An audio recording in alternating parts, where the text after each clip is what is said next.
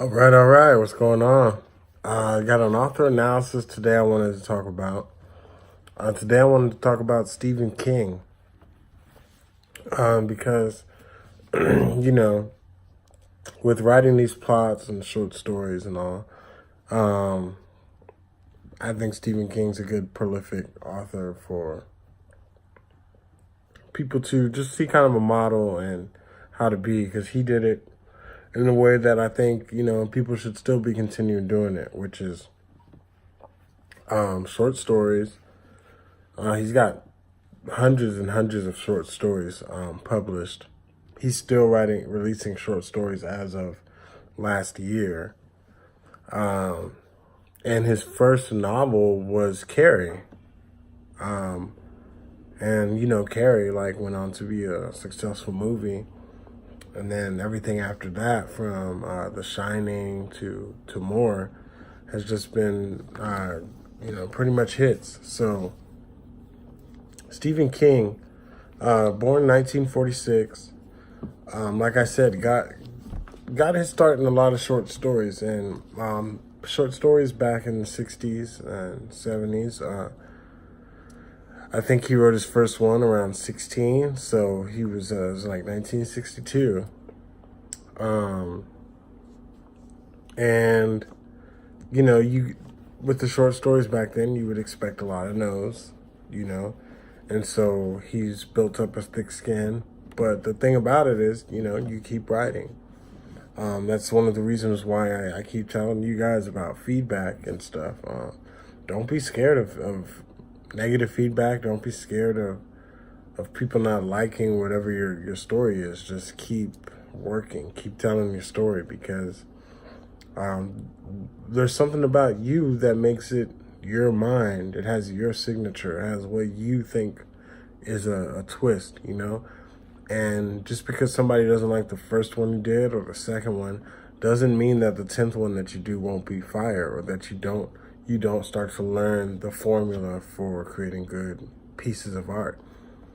Um, it's just like rap verses, or any song. Your first song, you're gonna take a long time to develop, but that doesn't mean that it's gonna be your best song, and that doesn't. If just because people don't maybe like your first song, doesn't mean that you're not a great songwriter. You're not gonna be a great songwriter. So, and look, I mean, Stephen King's a great author, and he got hit with tons of no's, and who knows what kind of stories he was probably coming up with when he was young and inspired to do it, with just the energy and the inspiration. But then he creates a formula, and he learns more of the art of storytelling, and he knows he getting feedback lets you start to know what works. What's gonna work, what parts of stories do people like.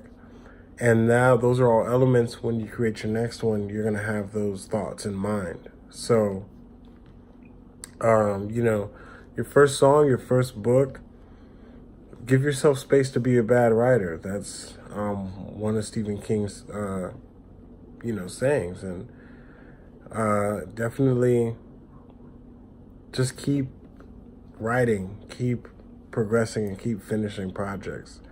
And because you're gonna get a lot of no's, and at nowadays we don't even need a yes to publish something. You can publish your own thing and get your own following online now, and it doesn't matter what an editor might think of your work, or who runs what such and such a magazine thinks of your work. So it's even a better time now to be experimental. It's also a tougher time because bad things go viral a little bit more, and reputations feel like they can be ruined. But, we've all got multiple pen names we can use, and, you can't stop people from releasing works anonymously or however they want to release them.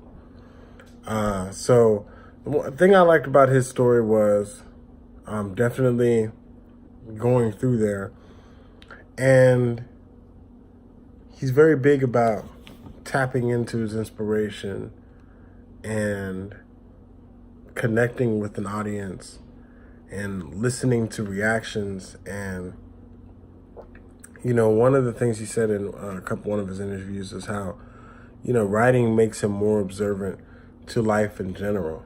And if you read works from a good writer, it's people that have noticed things that other people have noticed in life and can put them down to paper. So I think that's another reason why his characters and his books capture a lot of people, because they're really relatable humans, and their problems and stuff are like, you think like, oh man, how would I handle it if I was in this situation,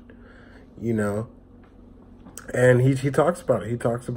He builds up these characters in his mind, and he likes to use the allegory of a campfire, that, as a writer, we're bringing pieces of wood to a camp, and then eventually we can start a fire.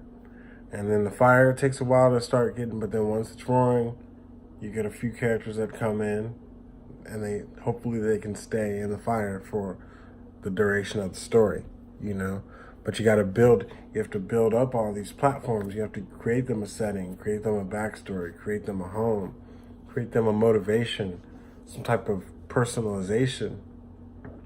And then they begin having their own thoughts and stuff, and they can live in this dark world next to your lit fire, And Stephen King, he talks about how it's the hardest point emotionally at the book is ending it, because he has to let go of all those characters and move on to another world, And it's all really relatable. So if you haven't checked out any Stephen King's work, start with some short stories, I'd say. And then go to Carrie. Definitely do The Shining, and then from there, look, we've got It. It came out, a remake came out last year, or 2 years ago, and that's been a great story that's been rebooted and told three times with the book. And it's because he's creating these really dense worlds of characters that they're living in, and when you're writing, the whole imagination is there. The bad guys in his books, or the thrill, they all have these rules of how they operate, and you'll notice kind of themes into Stephen King's way of thinking, that like, oh, he has these kind of hooks, he has these kind of plot twists and things, and it's all just very organic and enjoyable thing to be in. And he's definitely been one of my favorite storytellers. For as long as I can remember, like, Stephen King was up there. And definitely check out some of his works, check out his method, and follow his journey. There's a lot of stuff on YouTube of interviews to tell you how he got started. I'm just giving you the quick 10-minute version, but just to keep ideas fresh, so that some of these things you're telling me, you're hearing from me, just to let you know that other people are using some of these ideas too. And I'm definitely one with a lot of people. They're like, if you want to write novels, just start writing novels, skip short stories.